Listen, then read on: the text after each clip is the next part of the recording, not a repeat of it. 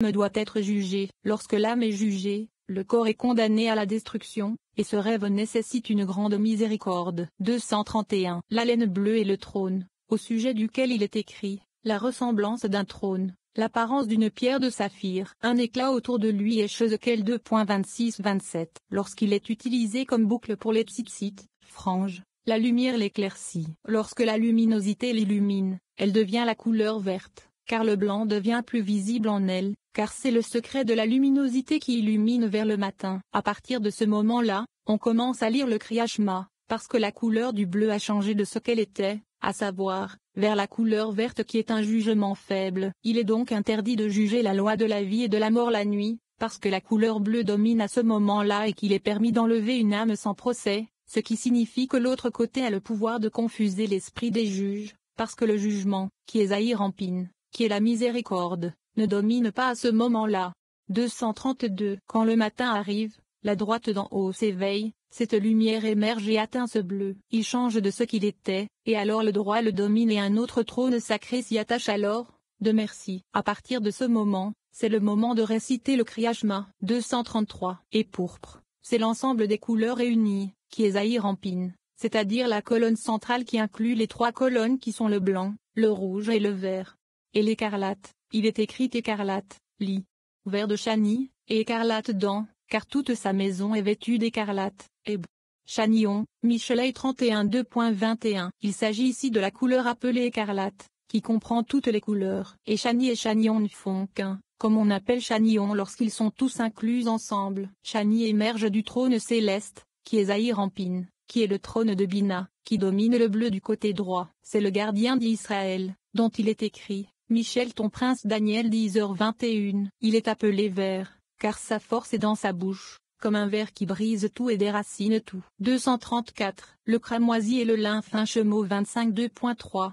Ce sont deux couleurs ensemble de droite et de gauche, qui sont le blanc et le rouge, et les deux sont dans Zod, car les jugements de Malkout sont compris dans Zod. Le lin fin, et Shej, est un lin dans lequel 6 fils, et Shej, sont combinés, ainsi que Zod. C'est la signification de, son corps aussi était comme le Béryl Ibidem 6, qui est l'ange Gabriel. C'est parce que dans ces deux, qui sont Zed et Ura qui sont dans Zod, sont inclus deux autres, qui sont Michaël et Gabriel. Michaël est vêtu d'écarlate et Gabriel de fin lin. 235. Et les peaux de chèvre Ibidem 3, ce sont des bureaux inférieurs à l'extérieur, ce sont des Tiferet et des Malkout qui sont dans le Klippa de Noga, en Braïetunes, de Bria qui couvrent les internes qui sont dans la sainteté. Tout est nécessaire, parce qu'il est nécessaire de donner de la place à tout. Ils viennent du côté de l'or, car ils sont tirés du côté de Bura qui est appelé or. Et des peaux de bélier teintes en rouge Ibidem 5, elles sont tirées de deux côtés, à droite et à gauche, qui sont Shoma et Bina de la Klippa de Noga afin de couvrir dans un autre endroit la sainteté, car les peaux de chèvre couvrent les aspects qui correspondent à elle dans la sainteté et les peaux de rams teintées en rouge couvrent les aspects qui correspondent à elle dans la sainteté. 236. Et des peaux de blaireau, il y a un aspect qui pousse dans l'autre côté, dans le désert et qui ne se trouve pas dans les lieux habités. C'est l'aspect de la pureté et il est appelé blaireau, qui est le Noga mâle et femelle d'Atsilu qui pousse au milieu de trois clipos, qui sont un vent de tempête, un grand nuage, et un feu qui s'allume.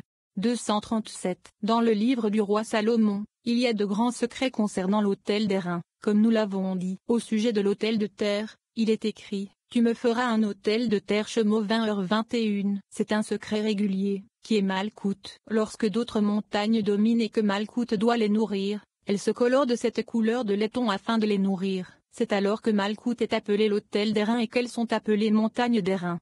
238. Un esprit est tiré de cet autel sur ces montagnes d'airain, Malkout, qui est la lettre N de Neshoshe, Tav. Lorsque cet autel monte dans une autre ascension, la lettre N monte aussi, qui est l'autel saint. Et l'esprit de ces montagnes d'airain demeure, qui est la lettre Tav. Lorsque l'esprit commence à s'élever, on l'appelle Bléroteb.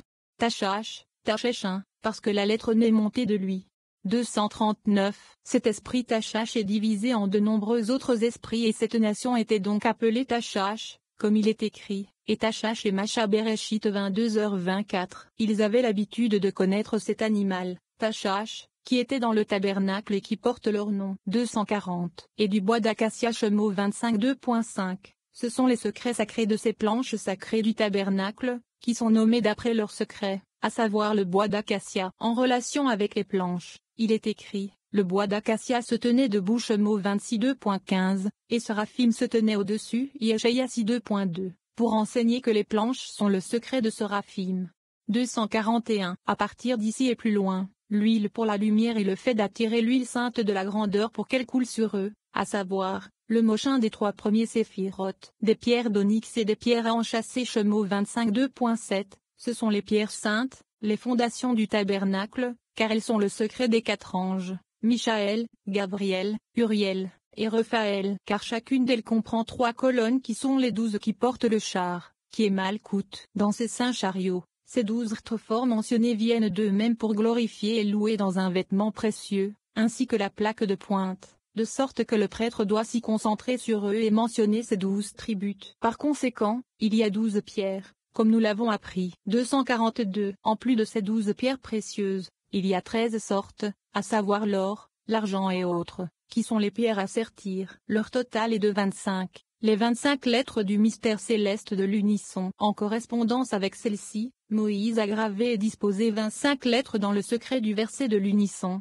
comme il est écrit, « Écoute, ô Israël, Hachem notre Elohim, Hachem est un Devarim 6:2.4, qui contient 25 lettres gravées et sculptées dans le secret surnaturel. » 243. Jacob a voulu préparer ci-dessous, dans le Malkout, dans le secret de l'unisson, il a donc préparé 24 lettres, qui sont, béni soit le nom de la gloire de son royaume pour les siècles des siècles. Il ne compléta pas jusqu'à 25 lettres, car le tabernacle n'était pas encore achevé, ce qui correspond au Malkout. Dès que le tabernacle a été achevé et que la première chose à émerger a été achevée, il n'a parlé qu'avec 25 lettres pour montrer qu'il a été achevé de la même manière que ci-dessus, qui est Zahir Ampin, comme il est écrit, et Hachem appela Moïse, et lui parla depuis la tente de la rencontre, en disant Veikra, qui contient 25 lettres.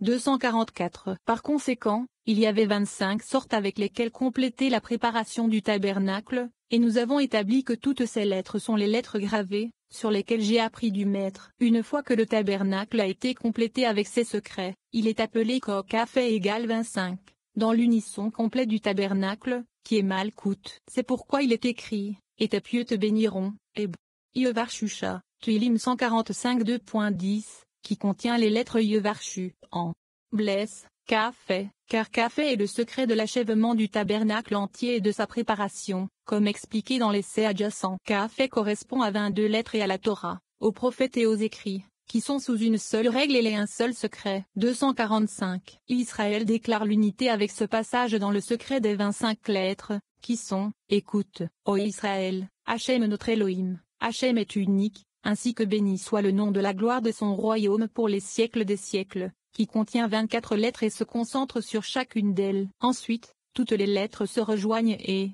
en un seul lien, s'élèvent à 49 portes dans le secret du jubilé, qui est Bina, car 25 et 24 égale 49. Il faut monter jusqu'à Bina mais pas plus haut. Et alors les 49 portes de Bina s'ouvrent et le Saint, béni soit-il, considère pour la personne comme si elle avait accompli toute la Torah qui se décline en 49 aspects.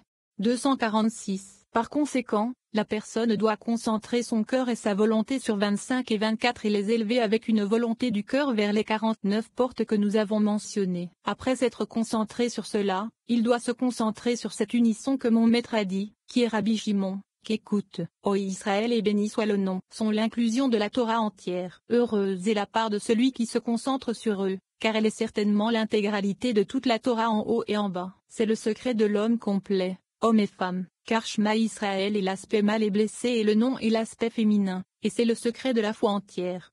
247. Il y a une dispute entre Amé et Il concernant le fait de se lever et de se coucher, car il est écrit, quand tu te couches, et quand tu te lèves de Varim 6:2.7, Amé soutient que le soir, la femme domine, et qu'il faut donc se tourner vers elle et réciter le Shema, c'est-à-dire se coucher. Le matin, lorsque le mal, Zahir Ampin, domine avec la domination du monde supérieur, il est nécessaire de se lever et de lire devant le mal, tout comme il est nécessaire pendant la prière de la Hamida, qui doit se faire debout. Ainsi, dans tous les endroits qui se rapportent au mal, CEN debout. 248. La maison de Il soutient que si celui-ci devait être seul, Zahir Ampin, et celui-là seul, Malkout. Alors il aurait dû en être ainsi, pour le diviser afin que celui-ci soit debout et celui-là mente. Mais puisque nous joignons Zahir-Anpin et Malkout ensemble, dans l'union de 49 versions et 49 portes, qui sont les 25 de Shema et les 24 de Blessed-Itenam. Comme mentionné ci-dessus, nous n'avons pas à séparer celui-ci en soi et celui-là en soi,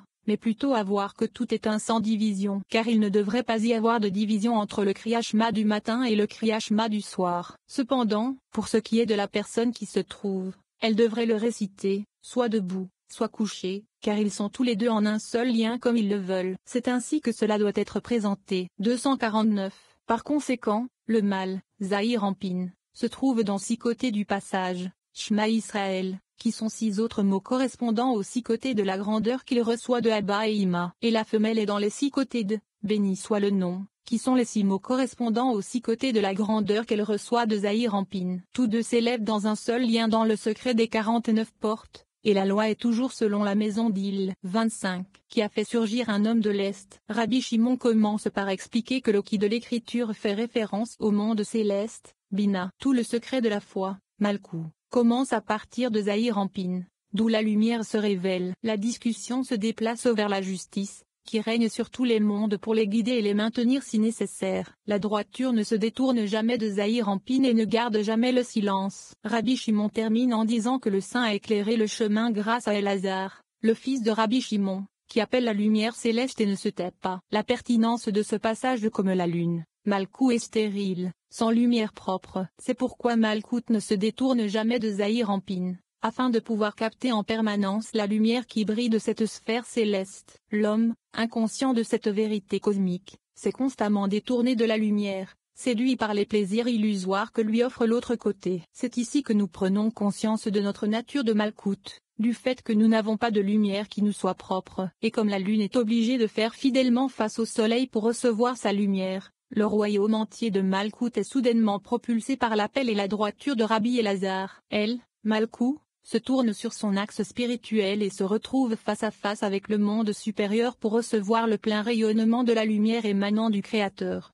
250. Rabbi Shimon leva les mains et bénit Rabbi Elazar, son fils. Il a ouvert la discussion en disant, qui, mi, a fait surgir un de l'Est. Yeshaya 41 2.2. Nous avons établi et appris ce passage. Or le secret de la sagesse est que mi est le secret du monde surnaturel, Bina, car de là émane le début de la révélation du secret de la foi, qui est Malkout, comme nous l'avons déjà établi. 251. De plus, Mi est la plus cachée de toutes les cachotteries qui sont inconnues et pas du tout révélées. Il a révélé sa gloire pour être connu à partir de ce lieu qui est appelé et, à savoir Zahir-Anpin, car tout le secret de la foi, qui est Malkout, commence à partir de là et là.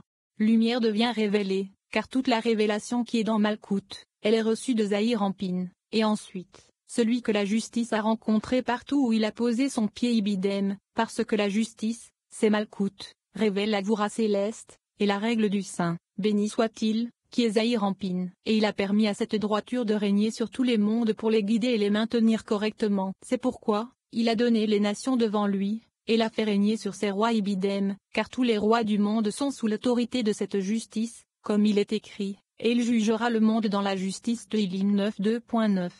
252. Celui que la justice a rencontré, appelé, partout où il a posé son pied, il s'interrompt. Qui a appelé qui? L'Orient a-t-il appelé la justice ou la justice a-t-elle appelé l'Orient? Il répond, mais la droiture appelle toujours le miroir qui éclaire, qui est Zahir-Anpin qu'on appelle et ne se tait jamais, et la droiture se tient toujours à ses pieds. Malkout Abinetza, Od et Elzot Zahir-Anpin qui sont appelés pieds, car elle ne se détourne jamais de là et elle pleure et ne se tait pas. C'est ce qui est écrit, ne te tais pas, Elohim, ne te tais pas, et sois tranquille. El Tehillim 83, 2. Or le Saint, béni soit-il, nous a éclairé ce chemin à cause d'Elazar, mon fils, car il appelle la lumière céleste et il ne se tait pas. Heureuse est la part des justes dans ce monde et dans le monde à venir. 26. Rabbi Abba récite le verset psaume de David, lorsqu'il était dans le désert de Juda, puis il explique que David a chanté et loué son maître alors qu'il souffrait et était poursuivi. Il nous est rappelé que l'Esprit Saint n'habite pas d'en haut tant que la personne ne le suscite pas d'en bas en concentrant ses énergies. Alors qu'il était en Judée, David a fait une grande et précieuse louange.